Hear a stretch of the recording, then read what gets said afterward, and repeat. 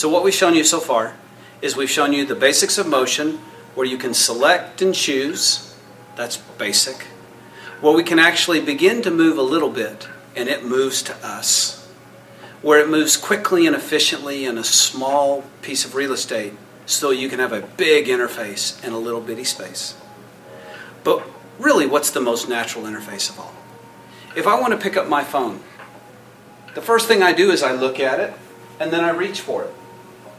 So what I've done is, I look with my eyes, I select with my eyes, I choose with my eyes, and then with my body, I control what it is that I'm going to choose. I use my body, I use my hands. So what I do is I select with my eyes, and then I control with my hands. Our interfaces should be the same way. The virtual environment should be the same way. So in this case, we've created what we call EyeZ. This is a combination of eyes and body. The eyes are used to locate, the body controls. So let's take a look at this. This is Joshua on the controls, and the first thing we're going to look at is we're using an eye tracker, and on that eye tracker you can see where the cursor is. That cursor is what his eye is looking at.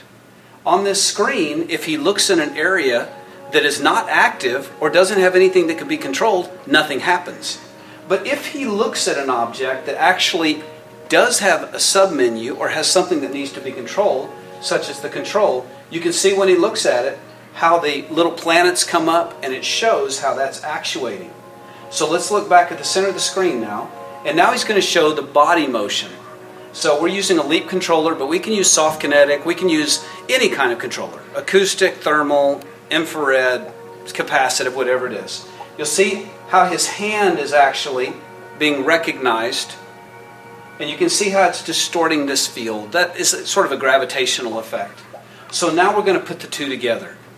So now we're going to show how volume control works. This is an example of controlling a car stereo or a TV or your stereo system from your couch or your seat or from somewhere else in a touchless environment. In this case, Joshua's first going to control the first track and the volume of the primary music volume. So you can see he looks, he moves in the direction of what he wants.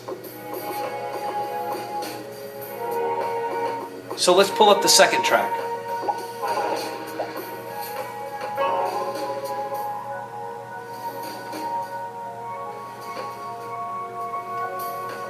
And then we have a low-pass filter. This would be like on a fader. This is more progressive controls. So that's your low-pass filter. So let's have another example. This example is what you might see in a hospital. You have a three-dimensional representation of an MRI. In this case, he's going to choose the graphics, and we will choose. This is the color.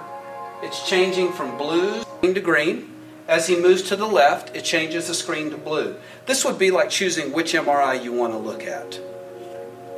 So let's say we want to look at a bone now. So now he's going to actually change the color of the stars. So they go from red to white to blue to green. It's through the colors of the rainbow. You can imagine this would be looking at very specific aspects and maybe rotating a bone, or it may be rotating the picture so that you could look at a certain area of the body. And then let's say that we want to go through different layers of the MRI at once. In this case, this is saturation. You can see how saturated it is to non-saturation. That would be like zooming in and out through a picture. Now let's look at how this could affect the gaming industry. Again, Joshua looks and selects. He looks at the next one and selects. Now, in this case, this is variable control. You'll notice the only one that's yellow is the one he's looking at. None of the others are active. And he has variable control. This is 1-to-1. But when he goes far enough and passes a threshold, it pops it. And he can do this on every single one. And now, he's going to do it a little quicker, and you can see how easy this is. As fast as you can look and move your body is as fast as it goes. This is real life, real time. Now we're going to show a retail or an online environment. This is a really exciting thing. Let's say that you have a three-dimensional storefront. You have a strip mall and you have a street view and you're walking up to that. He's going to choose a three-dimensional fly-through. He's controlling this with his finger. His eyes are looking all around. This is like looking at a storefront as you walk down it.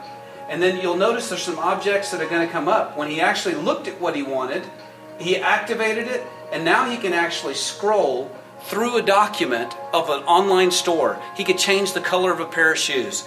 He could see what the price points were of the different models. He could choose share, he could choose put it in your cart, or he could print it off of here so that he could see it later. So this is what online retail will be like in the future. Let's do it again. So he's looking, he's walking through a different set of malls. He sees something that he wants. And in this case, he sees one in the background that he chose. Now you'll notice, he looked at it and there was another object in front. But what his eyes chose is what came forward. And then he has complete control. This is really exciting because this is what the future of everything will be, is eyes and hands. So this is the future of the interface. This is eye and body moving simultaneously, intuitively, and naturally. This is quick and easy. This is what the quantum interface is. Thank you.